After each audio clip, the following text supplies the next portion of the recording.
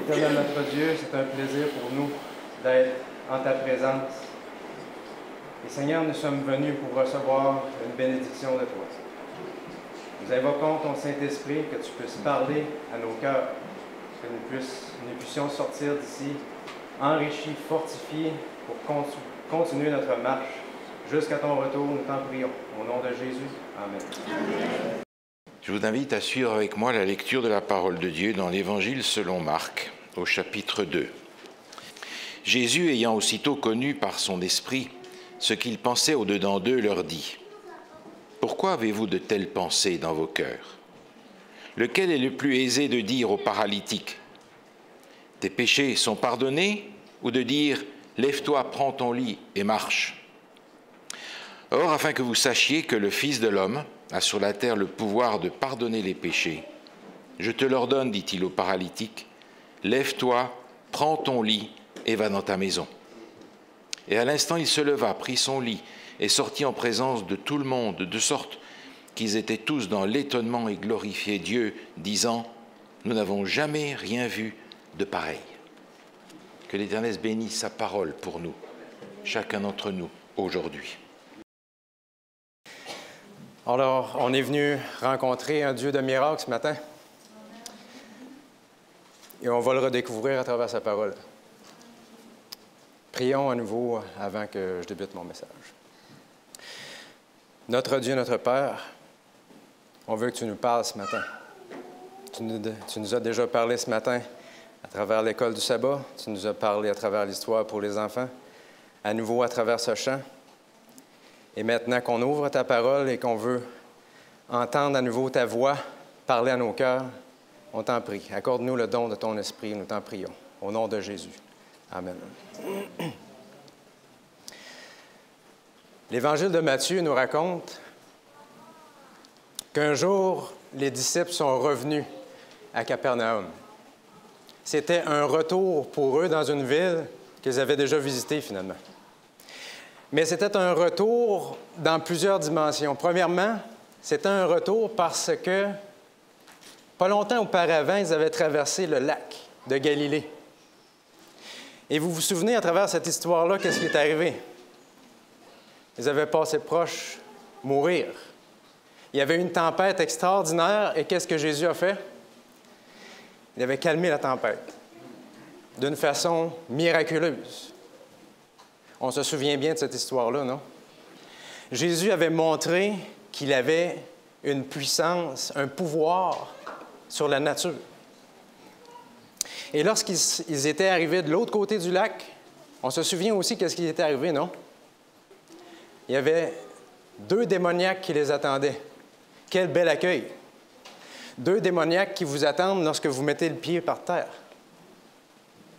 Et on peut se rappeler à quel point les disciples ont eu peur et se sont sauvés, alors que Jésus est en train de leur enseigner une autre leçon. J'ai aussi le pouvoir sur les démons, non seulement sur la nature, mais aussi sur le prince des ténèbres.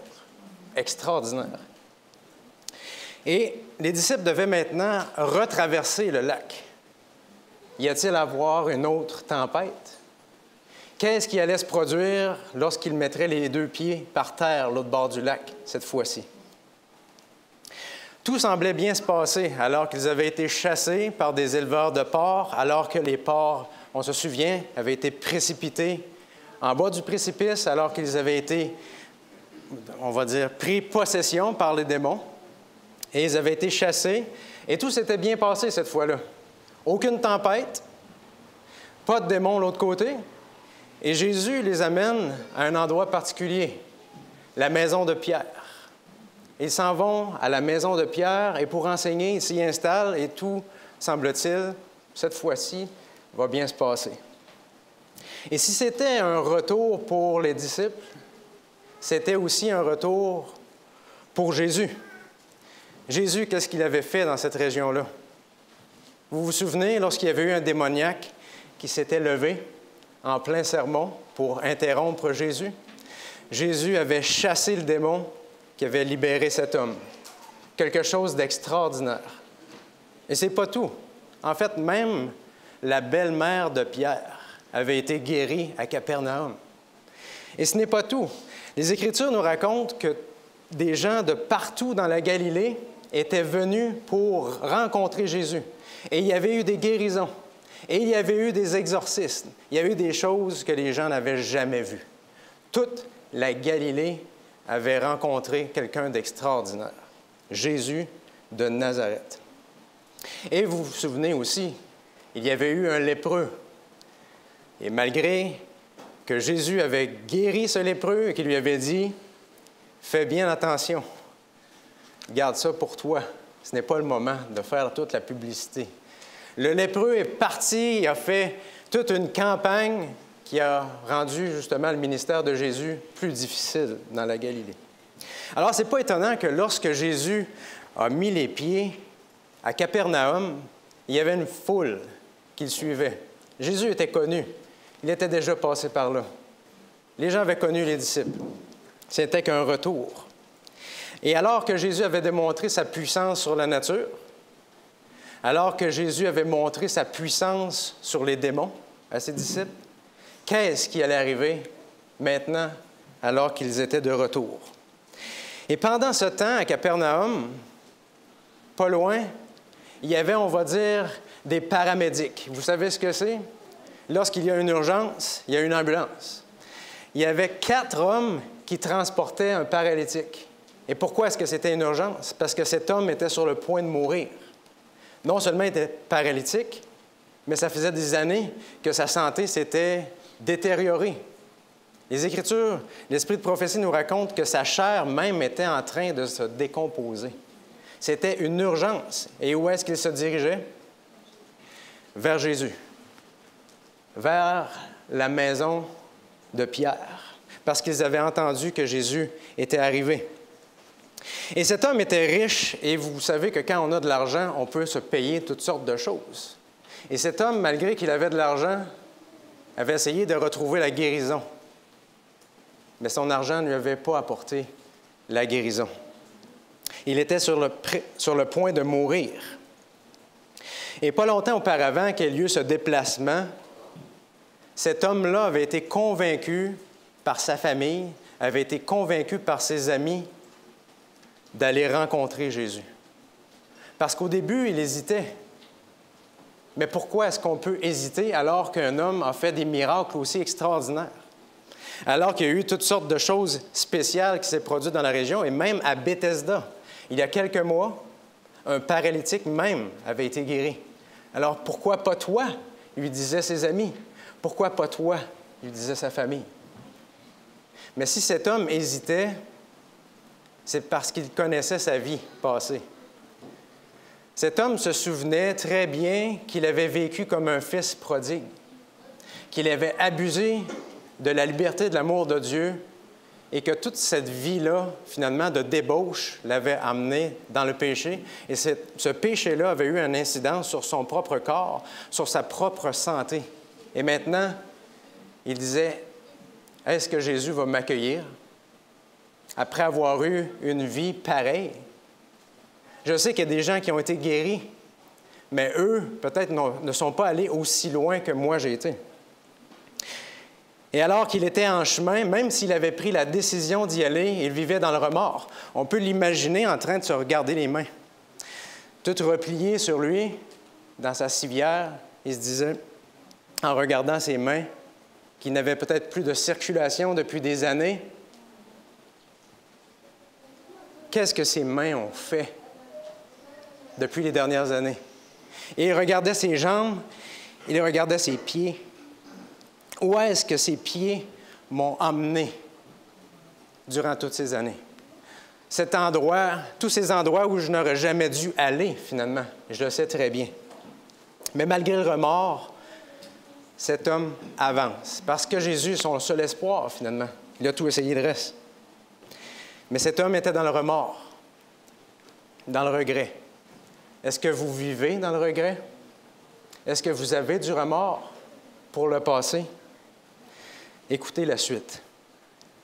Lorsqu'ils arrivent à la maison, premièrement, la maison n'est pas dure à reconnaître. Il y a une foule devant la maison. La foule qui avait suivi Jésus est là. Et on dit que Jésus est à l'intérieur. Il est en train d'enseigner comme à l'habitude. Il est entouré de ses disciples. Et pas loin, il y a les pharisiens, évidemment. Là où est Jésus, les pharisiens y sont aussi. Et tous veulent entendre ce que Jésus a à dire. Mais qu'est-ce que Jésus a enseigné? Mais eux, ils arrivent et ils se rendent compte qu'il y a une foule de femmes, d'enfants, d'hommes de partout. Certains sont venus par curiosité.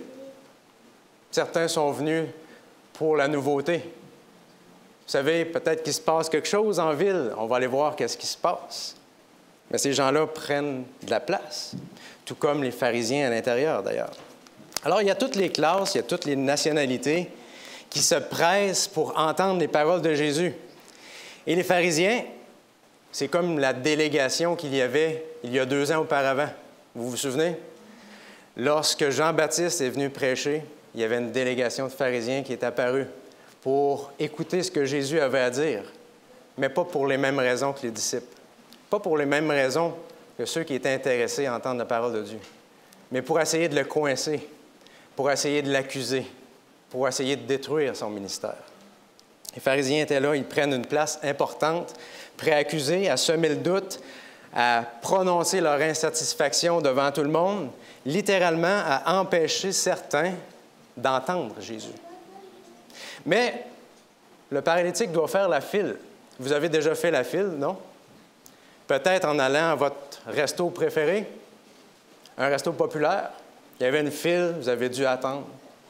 Peut-être récemment que vous avez dû tester pour le COVID et il y avait une file. Ah non! Attendre encore. On n'aime pas attendre. On en a parlé à l'école du sabbat. On n'est pas patient.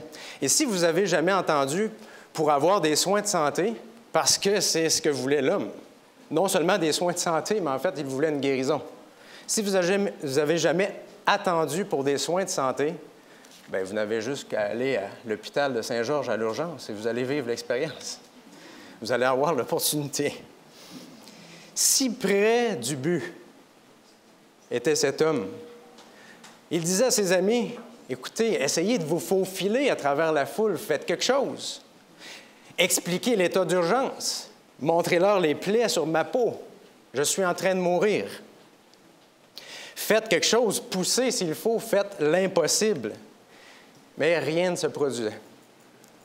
L'homme a pensé qu'il devait mourir là, si près de Jésus. Qu'est-ce qui allait se produire? Mais ça ne se peut pas. L'argent ne peut pas me frayer un chemin jusqu'à Jésus. L'argent ne peut pas enlever de ma tête toute la culpabilité de ma vie de péché. L'argent ne peut pas me donner la santé que j'avais lorsque j'étais jeune. Mais qu'est-ce que l'argent peut faire? Aux yeux de cet homme, absolument rien. Si près du but, mais ne peut rien faire. Et tout à coup, il vient une idée à cet homme. Certains vont dire une idée de génie, d'autres vont dire une idée folle. Il dit à ses amis, « Amenez-moi derrière la maison. Faites-moi grimper sur le toit, il y a des échelles. Grimpez-moi là, montez avec moi, faites un trou, creusez un trou dans le toit et descendez-moi par le trou. » Alors, on peut imaginer la tête des amis qui entendent ça. Une idée de génie. Tu veux qu'on monte le paralytique sur le toit, qu'on démolisse la maison de Pierre et qu'on te descende dans le salon chez Pierre? C'est sérieux? Mais finalement, à force d'y penser, ils se disent, ouais, si on retourne le porter chez lui, il va peut-être mourir en chemin. Alors, aussi bien essayer cette solution-là. Et c'est ce qu'ils vont faire. En un rien de temps, il y a 5 hommes sur le toit de la maison de Pierre, en train d'arracher de la paille, en train d'arracher des tuiles, en train d'enlever des planches, jusqu'à temps qu'il y ait un trou. Et on peut imaginer les gens à l'intérieur qui entendent marcher sur le toit. Ils disent, qu'est-ce qui se passe? Mais Jésus continue d'enseigner comme s'il n'entendait rien. Et à un moment donné, il tombe de la paille en plein milieu de la place. Et là, Pierre se dit, mais qu'est-ce qui se passe avec mon toit? Et les autres lui disent, bien, coudonc, peut-être que tu devrais entretenir ta maison, Pierre, non? Et là, ça continue. Et finalement, la lumière rentre par le trou. Ils se disent, mais il y a des gens sur mon toit. Et finalement, le trou s'agrandit et il descend un homme sur une civière en plein milieu du salon. Tout un spectacle, du jamais vu. Alors l'homme regarde les amis qui sont en train de le descendre bien tranquillement, parce que là, s'il l'échappe, je pense que ça va être la fin pour lui. Il y en a déjà assez comme ça. Et lui, il regarde ses amis, « Tenez-moi bon ». Mais ses amis, eux, ils voient les disciples à l'intérieur, ils voient les pharisiens qui sont là, mais ils voient aussi le regard de Jésus. Jésus qui les regarde avec un sourire au visage et qui semble tout comprendre qu'est-ce qui est en train de se passer.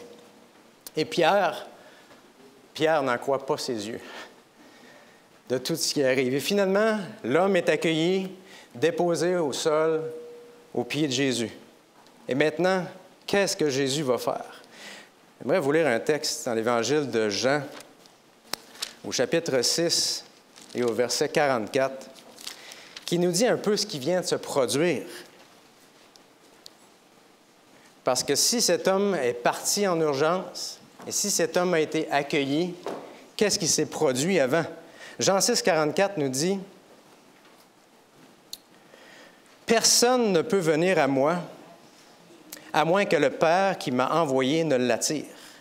Et moi, je le ressusciterai le dernier jour. » J'aimerais vous rappeler, à travers cette histoire-là, que si l'homme a pris la décision de venir vers Jésus, c'est d'abord que Dieu l'a attiré à lui. Jésus l'a attiré à lui parce qu'il voulait lui offrir quelque chose qu'il avait vraiment besoin. Et on va suivre l'histoire pour le découvrir. Et Jésus, finalement, interrompt son sermon. Mais pourquoi? Michael, c'est évident. Il y a un paralytique qui vient de descendre par le toit. C'est pour ça qu'il interrompt son discours, son enseignement. Mais je pense qu'il y a une autre raison encore plus importante. Parce que Jésus n'interrompt pas ses enseignements pour n'importe quelle raison. L'homme est impuissant, il est sans espoir, mais Jésus comprend la situation. Il voit l'urgence parce qu'il est capable de lire le cœur de l'homme. La raison pourquoi l'enseignement a été interrompu, c'est parce que Jésus a vu dans le cœur de l'homme son plus grand besoin. Et Jésus va y répondre. Et on se remet en contexte, la foule est en silence, le malade est par terre, il y a un trou au plafond. Qu'est-ce que va faire Jésus maintenant? Que va faire Jésus? Et les pharisiens se souviennent de lui, de cet homme paralytique. Mais cet homme, c'est lui qu'on a froidement rejeté lorsqu'il est venu nous voir au temple.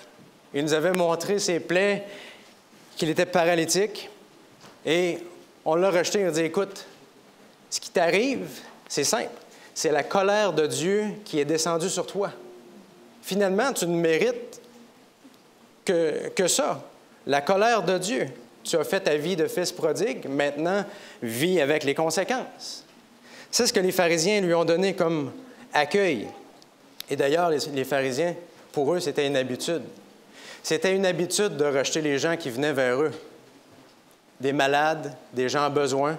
Ils étaient froids. Aucune parole d'encouragement n'avait été donnée à cet homme. Le fait de sentir comme une nuisance, c'est ce que cet homme-là ressentait. Je ne suis qu'une nuisance pour la société.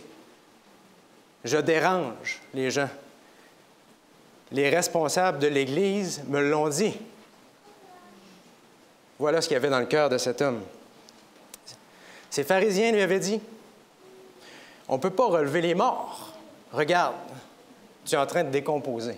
Demande-nous pas de faire des miracles, on n'est pas des faiseurs de miracles. » Alors le malade, qu'est-ce qu'il fait? Il fixe les yeux sur Jésus. Il est désespéré, il est souffrant, il est mourant, il est impuissant et il est en silence. La seule chose qu'il lui reste à faire. Lisons encore une fois dans Marc, au chapitre 2, le verset 5 et la première partie du verset qui nous dit quelque chose d'important. Jésus, le texte en fait nous dit que Jésus a vu leur foi. Ça dit, voyant leur foi. L'Évangile de Marc et l'Évangile de Luc nous parlent de la foi. La foi de qui? La foi des amis. Jésus a honoré la foi des amis. Il l'a vu. Peut-être il n'a rien exprimé, mais il l'a à tout le moins exprimé par son non-verbal. Lorsqu'il a vu ses amis sur le toit, et qu'il a vu quelque chose de merveilleux. Quatre hommes qui transportent un paralytique aux pieds de Jésus. La foi des amis, pour Jésus, c'était quoi? Aider quelqu'un à venir à Jésus. Mais pas n'importe qui. Quelqu'un qui avait besoin de recevoir le pardon. Et je vous pose la question, je me la pose. Est-ce que Jésus voit notre foi? Une foi comme celle des amis?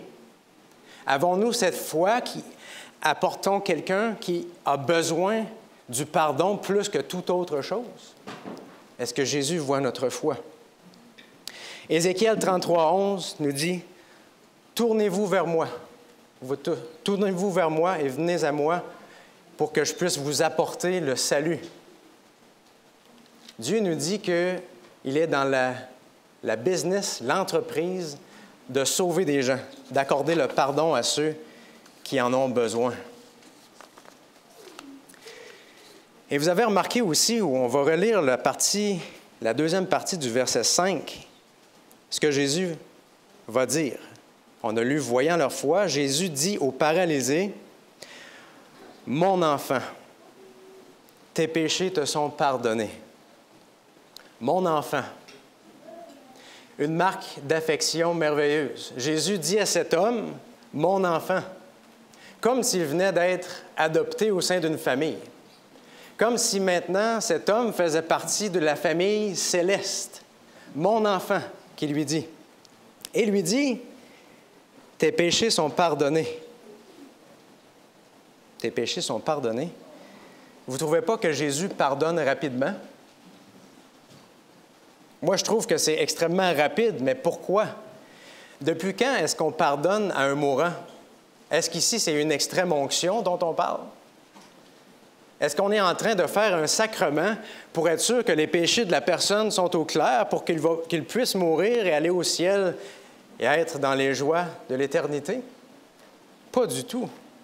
Alors, il avait besoin de soins, cet homme, ou il avait besoin du pardon? Jésus a dit, à travers cette histoire, que le pardon pour cet homme était une priorité. Pourquoi est-ce que c'était une priorité? Pour Jésus, le pardon, c'est le début de la restauration. C'est l'assurance de l'acceptation de Dieu. C'est quelque chose qui apporte la paix à la conscience et qui restaure la joie de vivre pour Dieu et la joie de vivre pour les autres. Écoutez ce passage dans le livre « Ministère de la guérison » à la page 60. Avant que la maladie physique puisse être guérie, le Christ devait apporter le repos de l'esprit et purifier l'âme du péché. Cette leçon ne doit pas être négligée. Il y a aujourd'hui des milliers de gens souffrant de maladies physiques qui, comme le paralytique, soupirent après ces paroles. « Tes péchés te sont pardonnés. » Le fardeau du péché avec son inquiétude et ses désirs insatisfaits est à l'origine de leur maladie. Ils ne peuvent trouver aucun repos tant qu'ils ne reviennent pas au médecin de l'âme. La paix que lui seul peut donner restaurera la vigueur de l'esprit et la santé du corps. Wow! On peut dire ici que Jésus est en train de faire quoi? Mettre en pratique la réforme sanitaire. L'Évangile, d'abord, et la guérison physique, ensuite. Les deux vont en harmonie, non? L'Évangile, par contre, au-dessus. On nous dit que la réforme, c'est le bras droit de l'Évangile, non? On a lu ce texte. Il ne faut pas faire de la réforme sanitaire la tête. L'Évangile va toujours rester la tête. Et la réforme sanitaire, le côté santé, demeurera le bras. Et c'est ce que Jésus fait. Jésus est en train de dire, finalement, sans paix pour l'âme, pas de santé. Pas de santé pour le corps, peu importe ce qu'il y a dans mon assiette. Le pardon est une priorité pour Jésus. Et selon les Écritures, demeurons-nous avec cet ordre de priorité ou donnons-nous un autre évangile? Jésus va faire quelque chose d'important. Il va enlever la pression que les pharisiens ont mis sur la conscience de cet homme-là. Vous savez, cette condamnation, cette preuve soi-disant du rejet de Dieu, Jésus savait que cet homme-là avait la conscience torturée. Et Jésus s'occupe de ça en premier. En fait, ça me fait penser à l'histoire du fils prodigue, vous vous en rappelez? Le fils prodigue qui était dans ce pays lointain et qui revient vers son père. Il se prépare un discours de confession. Je vais dire ci, je vais dire ça à mon père pour qu'il puisse comprendre que je suis vraiment repentant, que j'ai appris une leçon dans ce pays lointain. Et qu'est-ce qu'il va faire, le père? Alors qu'il est encore loin, il va partir à courir vers lui. Et il va lui offrir le pardon avant même que le fils prodigue n'ait eu le temps de donner son discours de confession. Un pardon rapide. Et on revoit la même chose dans cette histoire. Jésus accorde un pardon rapide au paralytique. Et ce qui lui a fait du bien. Et le malade est revenu rapidement vers Jésus et il a reçu rapidement la guérison. Voilà pourquoi Jésus pardonne rapidement. Quel soulagement de recevoir l'espoir, finalement. Et à travers cette histoire, je ne sais pas pour vous, mais je me rends compte d'une chose. C'est que Jésus veut tellement pardonner. Il veut tellement nous pardonner. C'est une priorité pour lui. Et l'homme, il reste sur son lit. Il est parcouru de la paix. L'angoisse quitte son visage. Il est maintenant resplendissant. Il demeure dans le silence sur son lit, comme s'il ne faisait qu'apprécier ce que Dieu venait de lui donner. Et pour les pharisiens, c'est une autre chose, une toute autre histoire. Pour les pharisiens, le texte nous dit que c'est un pur blasphème. Et vous savez, comme moi, c'est quoi un blasphème? Se dire Dieu lorsqu'on ne l'est pas, n'est-ce pas? Se dire représentant de Dieu, le vicaire du Christ, ou s'accorder des prérogatives qui n'appartiennent qu'à Dieu. Dans l'histoire, pardonner les péchés aux hommes, au nom de Dieu. C'est un blasphème. Alors, dans leur théologie, les pharisiens n'étaient pas dans l'erreur. C'était juste. Par contre, en ce qui concerne Jésus, c'était une erreur. Pourquoi? Parce qu'il était Dieu. Il avait le droit de pardonner à cet homme. Mais pour Jésus, ce n'est pas nouveau. Il s'était déjà fait accuser de blasphémer.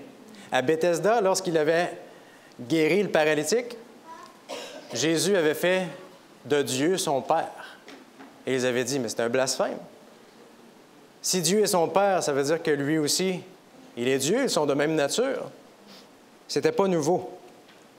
Mais pour les pharisiens, le blasphème, c'était une opportunité en or. De faire quoi? De ramener la foule à eux, de détruire le ministère de Jésus et de reprendre le contrôle sur toute cette foule parce qu'ils aimaient tellement être adorés, ils aimaient tellement être servis, ils aimaient tellement être vus par toute l'Église. Alors qu'ils étaient en train de perdre tout ce contrôle-là. Ils voulaient ramener ce contrôle. Mais c'est quand même étonnant quand on y pense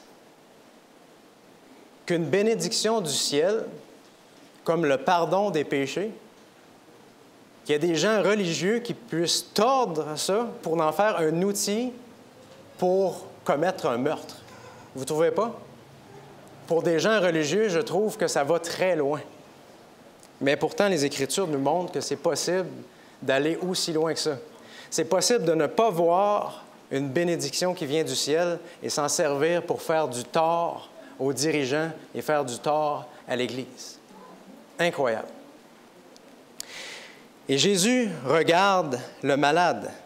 Au verset 11, il va dire quelque chose de très important. En fait, on va lire les versets 8 à 11, pour montrer que Jésus lisait dans le cœur des gens. Jésus sut aussitôt dans son esprit qu'ils raisonnaient ainsi en eux-mêmes. Autrement dit, d'utiliser l'idée du blasphème pour pouvoir s'en prendre à Jésus. Il leur dit, « Pourquoi raisonnez-vous ainsi dans vos cœurs? Qu'est-ce qui est plus facile à dire au paralysé, tes péchés sont pardonnés? Ou lève-toi, prends ton brancard et marche. Afin que vous sachiez que le Fils de l'homme a sur la terre le pouvoir de pardonner les péchés. » Il va dire ça. Il regarde maintenant le malade et dit, « Je te l'ordonne, dit-il au paralysé, lève-toi, prends ton brancard et retourne chez toi et marche. » Une parole que l'homme va se saisir par la foi. Et encore une fois, les membres atrophiés, sans circulation, en train de se décomposer, qu'est-ce qui va se produire? Il se déplie. Il retrouve la couleur d'une peau en santé. Les muscles retrouvent leur souplesse. Les muscles retrouvent leur force. Et il sent un bien-être dans tout son corps, alors qu'il venait de sentir en lui la paix à cause qu'il avait été pardonné. Maintenant, il sent un bien-être dans son corps. Il se lève parce que la puissance créatrice de la parole de Jésus, combinée avec la puissance de la décision que Dieu nous a laissée à tous, est suffisante pour faire en sorte qu'il y a eu un miracle cette journée-là. Écoutez ce passage du livre Jésus-Christ à la page 254 qui nous dit ceci. « Il ne fallait rien de moins que le pouvoir créateur pour rendre à la santé ce corps en décomposition. La voix qui avait donné la vie à l'homme, formé de la poussière de la terre, on parle de la création ici, c'était encore la voix qui venait de rendre la vie au paralytique mourant. Le même pouvoir qui avait donné la vie au corps avait aussi renouvelé le cœur. Celui qui, à la création, avait parlé, et la chose fut, avait commandé, et elle parut, avait adressé des paroles de vie à l'âme morte dans ses fautes et ses péchés. La guérison du corps annonçait le pouvoir qui avait renouvelé le cœur. » Quel beau passage!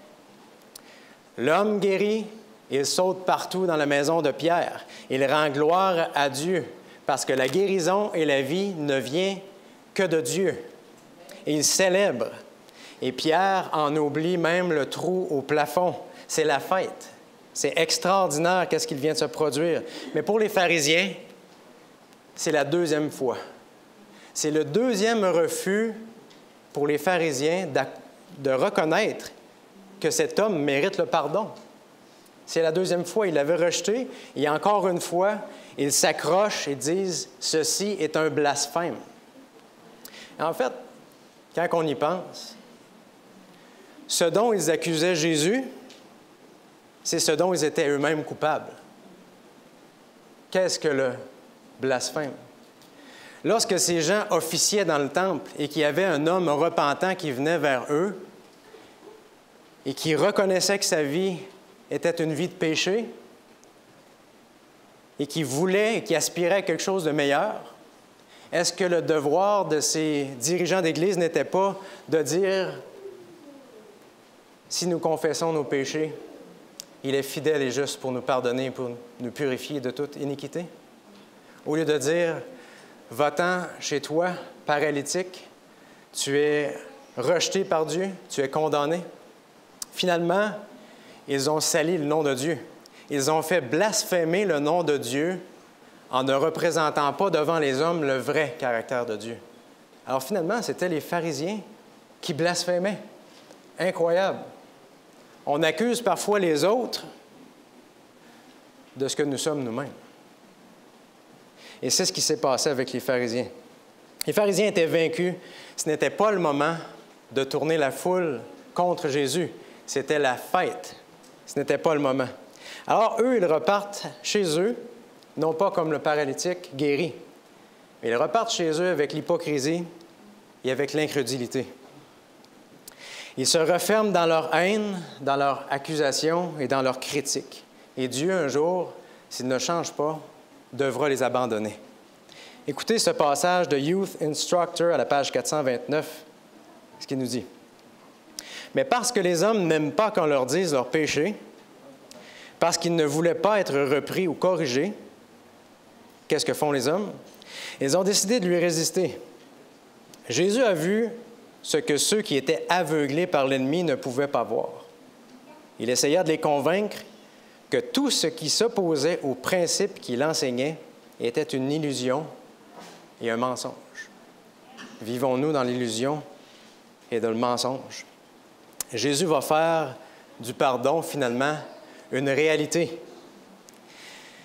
Parce qu'il va donner la guérison à cet homme. Parce que Jésus veut que tous sachent que le salut, que le pardon est accessible à tous ceux qui le souhaitent.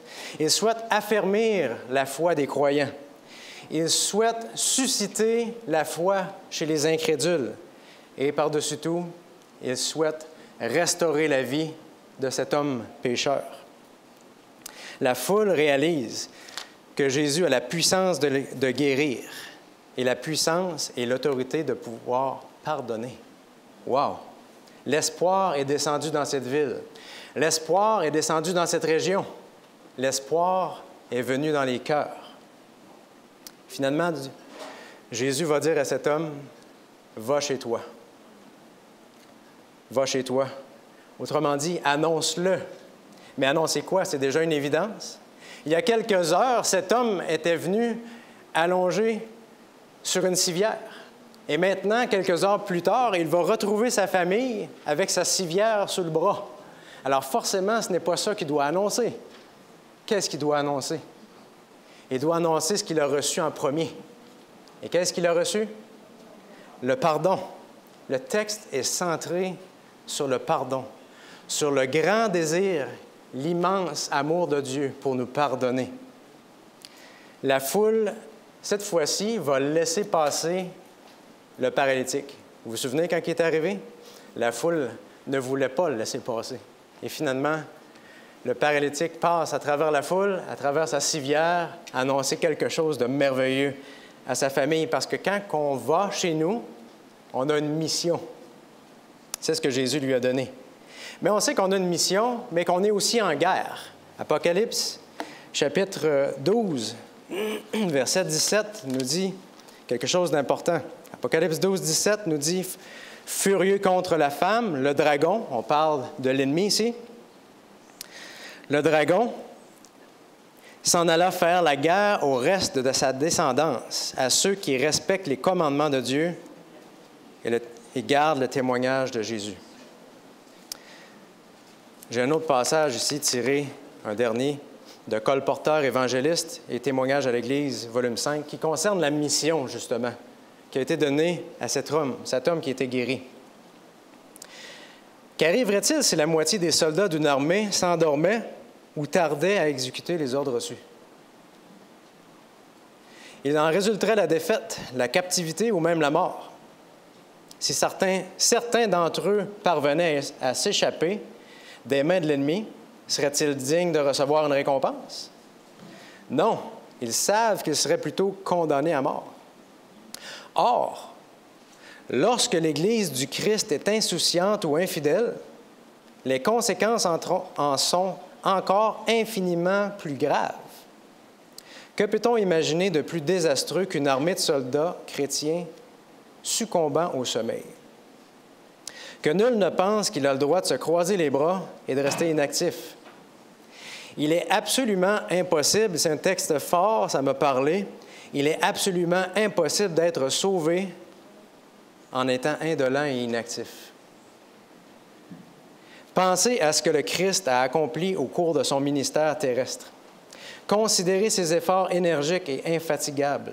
Il ne se laissa détourner par rien de la tâche qui lui avait été confiée. Il nous pose la question, suivons-nous ses traces? Dieu nous invite à suivre les traces parce qu'il a dit à cet homme, « Lève-toi ». Autrement dit, tu as la victoire sur le péché. Relève-toi et maintenant domine sur le péché. Prends ton lit. Autrement dit, ton fardeau est léger maintenant. Je t'ai enlevé la culpabilité de tout ce qui pesait sur ton cœur. Maintenant, prends ton lit et avance. Et il va lui dire, va chez toi parce que tu as une mission maintenant. La culpabilité s'est transformée en liberté. L'espoir sans aucun avenir versus quelque chose d'extraordinaire qui l'attend. Il lui dit, va chez toi. Et la famille, lorsque le paralytique arrive, on peut avoir une image, ils sont dans la joie. La famille retrouve un père de famille, retrouve un mari, un oncle, quelqu'un qui allait peut-être mourir alors qu'il était parti. Peut-être qu'il ne serait jamais revenu, cet homme. Et finalement, il revient en pleine santé. Quelque chose que la famille n'a jamais oublié. Et en fait, pour moi, c'est facile d'imaginer que la famille entière a été convertie. Convertie parce qu'ils ont vu non seulement la guérison, mais d'abord le pardon qui a été raconté par cet homme. Le fardeau immense qui a été levé sur les épaules de cet homme. C'est ce que cet homme a raconté. Et Matthieu 9 nous parle qu'il y a une puissance qui a été donnée aux hommes. Et quelle est cette puissance qui a été donnée aux hommes? La puissance du pardon. De se pardonner les uns les autres, mais d'abord et avant tout de recevoir le pardon de Dieu. Quelle puissance immense que le ciel a accordée aux hommes. Et finalement, Jésus est en train de vouloir enfouir les péchés du monde entier dans ce projet-là, non? Un projet d'enfouissement. Je lisais récemment que le plus gros bulldozer, pour ceux qui sont familiers avec la machinerie lourde, il s'appelle le D575A. Probablement que ça ne dit rien à personne, mais ce n'est pas grave. Et cet immense bulldozer mesure 16 pieds de long, 25 pieds de large et 41 pieds de haut. Il pèse 110 tonnes. Et on a eu recours à cet immense bulldozer-là pour régler un problème. Une ville avait des problèmes d'ordures. Je ne sais pas pourquoi. Peut-être qu'il y avait un problème à l'incinérateur. Alors, qu'est-ce qu'ils ont fait? Ils ont dit, on va utiliser ce bulldozer-là et on va aller dans le coin le plus proche, où ce n'est pas habité, et on va creuser un immense trou. Et c'est ce que le bulldozer a fait. On a emmené les ordures dans ce trou-là, et le bulldozer a tout enseveli. Le problème d'ordures était réglé, à tout le moins pour un certain temps. Et j'aimerais vous suggérer que Jésus est en train de faire finalement la même chose avec les péchés du monde entier. Si les 4 amis ont creusé un trou sur la maison de Pierre, Jésus a creusé un trou encore plus grand lorsqu'il a été crucifié à la croix. Un trou immense pour pouvoir contenir les péchés du monde entier. Les péchés du passé, les péchés du présent et les péchés de l'avenir. Demandez-moi pas comment ça fonctionne, que Jésus puisse recevoir les péchés de l'avenir, mais il l'a fait à la croix. Il a enseveli tous ses péchés. Et je vous lis un texte dans la 2e épître aux Corinthiens qui nous l'explique, au chapitre 5, 2 Corinthiens 5 et le verset 21, qui nous dit ceci. 2 Corinthiens 5, 21. En effet, celui qui n'a pas connu le péché, on parle ici de Jésus, il l'a fait devenir péché pour nous, afin qu'en lui, nous devenions justice de Dieu. Mais est-ce que c'est possible? Jésus a reçu les péchés de tous et tout a été enseveli dans cet immense trou creusé par Dieu lui-même, parce que quand Dieu creuse un trou, il creuse un trou. Et Dieu, à travers ce trou, a donné un immense pouvoir de recevoir le pardon du ciel. Alors, l'histoire d'aujourd'hui nous rappelle des points importants. Dieu a attiré l'homme à lui. Dieu nous attire à lui. Dieu a interrompu son enseignement parce qu'il y avait quelque chose d'important. Accorder le pardon à un homme. Dieu a honoré la foi des amis parce que la foi, c'est apporter des gens qui ont besoin du pardon au pied de la croix. Dieu a rapidement pardonné parce que nous avons besoin de recevoir le pardon afin d'être guéris. Et Dieu a fait du pardon une réalité parce qu'il a accordé la guérison physique à cet homme. Il a démontré que le pardon était aussi vrai que la guérison. Il en a fait une réalité. Et il a aussi envoyé cet homme vers sa famille parce qu'il veut que le pardon soit proclamé sur toute la terre. Et il a donné aussi, finalement, un pouvoir aux hommes, le pouvoir d'être pardonné et le pouvoir de se pardonner. Être pardonné, c'est effacer ce que vous ne voulez pas, que personne d'autre que Dieu ne sache sur vous. Parce que tout ce que nous disons, tout ce que nous faisons, tout ce que nous pensons seront des témoins contre nous si nous ne confessons pas ces péchés et si nous nous en détournons pas. Est-ce que nos péchés sont dans le ciel, inscrits, afin qu'ils soient effacés, ou s'ils sont encore avec nous? Voulons-nous que ces péchés se tournent contre nous? Le pardon, c'est aussi la réconciliation avec Dieu. Le pardon, c'est la restauration en tant que fils et fille de Dieu. Le pardon, c'est la liberté. Le pardon, c'est la joie. Les Écritures nous disent, en terminant, que bientôt, Jésus va revenir des cieux, n'est-ce pas? La parole de Dieu nous dit que toutes larmes seront essuyées, que tous les cœurs seront consolés. Laissons-nous attirer à Dieu. Laissons-nous attirer à Dieu et allons vers lui, qui ne se lasse pas de pardonner. Amen.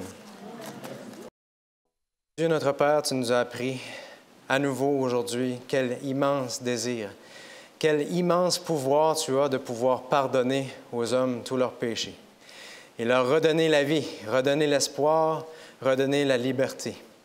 Seigneur, peut-être qu'on est dans cette histoire comme la foule curieuse. Peut-être qu'on est dans l'histoire comme les disciples qui avions encore des choses à apprendre sur le pardon. Peut-être qu'on est comme des pharisiens qui n'avons pas encore saisi l'importance, la puissance du pardon. Peut-être qu'on se trouve à un autre endroit, mais Seigneur, on prie pour que tu fasses avec nous la même chose que tu as fait avec cet homme paralytique. Que tu nous ramènes à ses pieds, avec humilité dans le silence, pour que nous puissions reconnaître que nous sommes des pécheurs et que nous avons un grand besoin d'être pardonnés, même si souvent nous devons revenir au pied de la croix. Merci pour cet immense trou qui a été creusé par Dieu afin d'enfouir tous les péchés et d'en régler une fois pour toutes avec le problème du péché dans l'univers entier. Seigneur, nous venons à toi avec humilité afin que tu nous conduises, que tu nous donnes la paix, que tu restaures en notre âme l'espoir et que nous ayons une vision claire de quelle est notre mission jusqu'à ce que tu reviennes. Merci, Éternel, pour avoir parlé à nos cœurs et on prie au nom et par les mérites de Jésus, notre puissant Sauveur et Seigneur. Amen.